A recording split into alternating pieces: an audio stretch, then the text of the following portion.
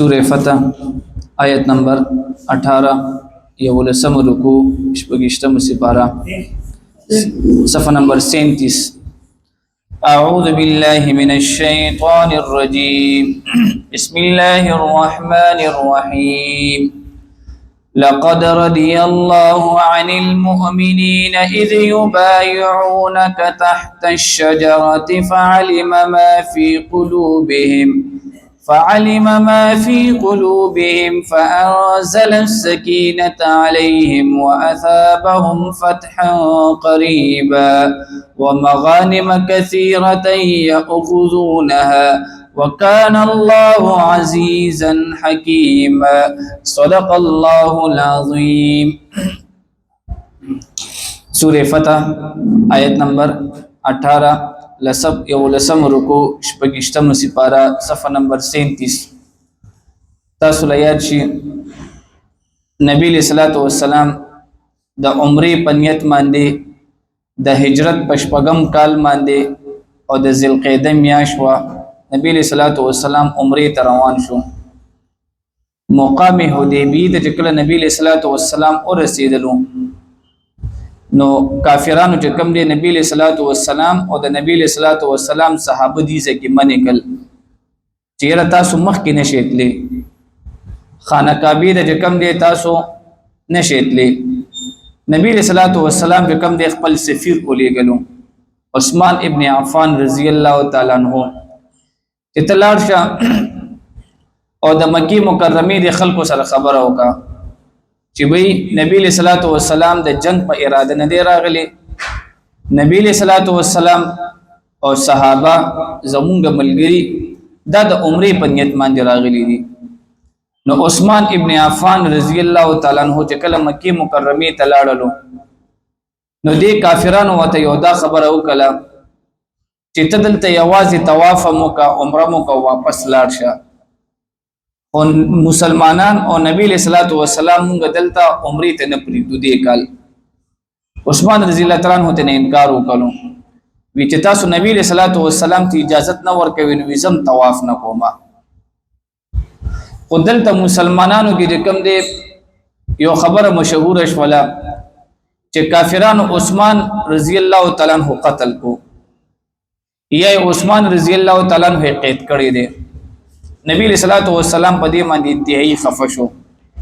چې دا خو زمونږ سفیر او دا سفیر مونږ دې د پاره لېګلو چې زمونږ یو مثبت پیغام دی تو رسي او دې چې کوم دې زمونږ دا سفیر قتل کړو نبی علیہ السلام په دې ډیر زیات خفه شو او ټول صحابه راجم کړل. تقریبا 100 صحابه 1500 دې راجم کړل. نبی علیہ الصلوۃ والسلام چې دا کله راجم کړل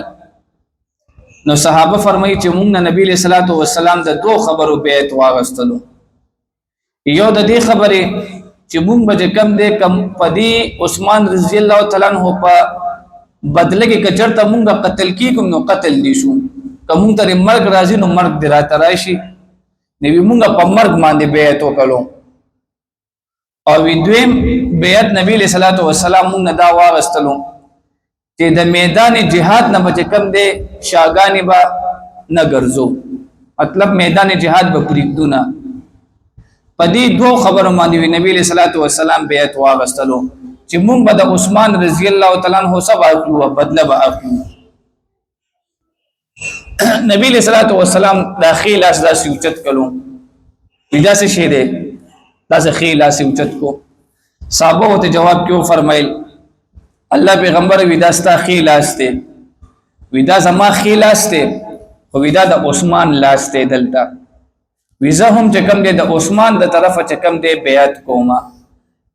دا د فضیلت دی چې یو بنده دل تشته دیم نه او نبی علیہ الصلوۃ والسلام فرمایي چې دا د عثمان لاسته سو تصور کې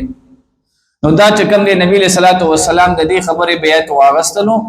چې یو به مونږ چې کوم دی د عثمان رضی الله تعالی عنہ په بدله کې کچرته مونږ ته مرګ هم راضی کوم قتل کیږو هم نو قتل دي شو. اور دویم دا کچرته مونږ چې کوم دی د میدان جهاد نه به کوم دی شاګانی بناړو دا غیز نه به تختونه چې کله دا بیعت وکړو نو الله رب العزت دلته ټول صحابو نه چې کوم دی د خپل د رضا اعلان کړی دی او په دې ځای کې چې کوم د هغه بیعت ذکر دی لقد رضي الله بشکر راضي شو الله تعالی عن المؤمنين لمؤمناننا اذ يبايعونك کوم وخت دی بیعت وکړو د نبی صلی الله علیه وسلم د تاسره تحت الشجره د اونې د لاندې د اونې د کیکر وا ری د لاندې نبی صلی الله علیه وسلم بیعت واغستلو فعلم پس علم الله تعالی ما في قلوبهم فهغه چې د دې په زړونو کې وو یعنی اخلاص فانزل السکینه پس نازل کو الله تعالی اطمینان علیهم په دې مؤمنانو باندې واثابهم او بدل کې ورته دوی ته فتحا قریبا فتحا نزدې ومغانم كثيره چې کله بیعت وکړو نو الله پاک ول زیری ورکړي د دې بیعت نفس چې کله دی مکه مکرمه ته را واپس ول نو الله ول چې کوم دې فتحا قریبا وی تاسو ته یو نزدې فتح ملاويږي او هغه نزدې فتح چې کوم دې هغه د خیبر فتح وا یوم یاشپس د يهودو سره چې کوم دې د مسلمانانو جنگ شوی دی او په هغه جنگ کې چې کوم دې الله تعالی فتح او غلبه دا الله تعالی مسلمانانو ته ور کړی و